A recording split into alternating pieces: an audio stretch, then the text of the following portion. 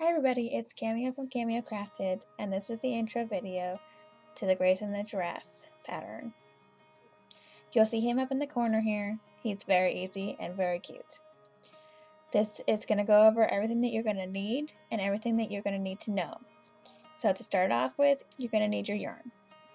I have DK 100% cotton weight yarn. This specific one is available on yarn.com. You don't have to have this specific yarn. You can use any weight, any cotton, any size, any fiber, any cotton, any fiber that you want. It doesn't really matter. I just prefer cotton for my crochet toys, and I like the size stuffed animal that this weight gives. You need two colors. I use brown and yellow. You can use whatever colors that you like. It really doesn't matter. 100 grams each should do it. 50 grams of your contrasting color and 100 grams of your main color is probably enough. I'll have more precise measurements in the pattern. Okay, next you need your hook. For the specific weight of yarn, I like to use a 2.75 millimeter, which is a C in US terms. You can use whatever hook you like. I just like the tight fabric that this specific size gives me for this type of yarn. If you go up in yarn weight, you're obviously going to have to go up in yarn hook size and down if you go down in yarn weight. I use the Clover Amour hooks. They're my favorite. I'll put a link in the description, but you can use whatever you want. It doesn't matter. Next, you're going to need some kind of embroidery floss. This is easy to find. You can find it at any craft store. I have a cone. You don't have to buy a cone. I also like to use crochet thread. Size 10 is really good. I don't know where mine is right now, so embroidery thread is what we're going to be using for these videos.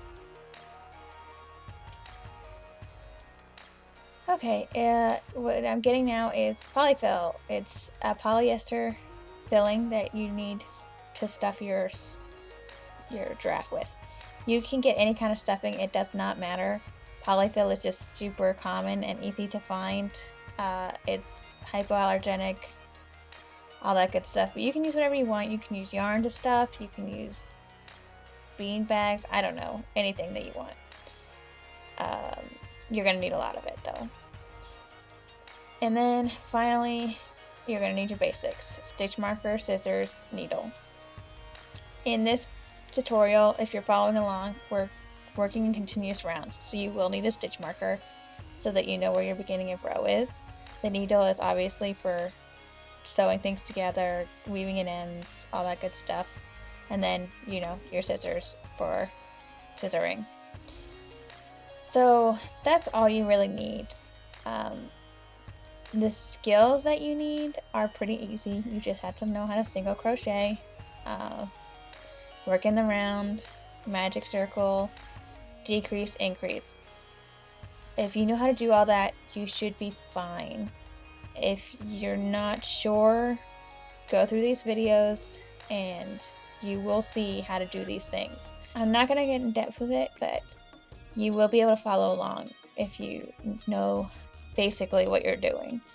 For magic circle specifically, I will link to a tutorial for that in each of the videos that uses it, which is pretty much all of them because it's how you start each piece of him. If you don't know, this video series is not free.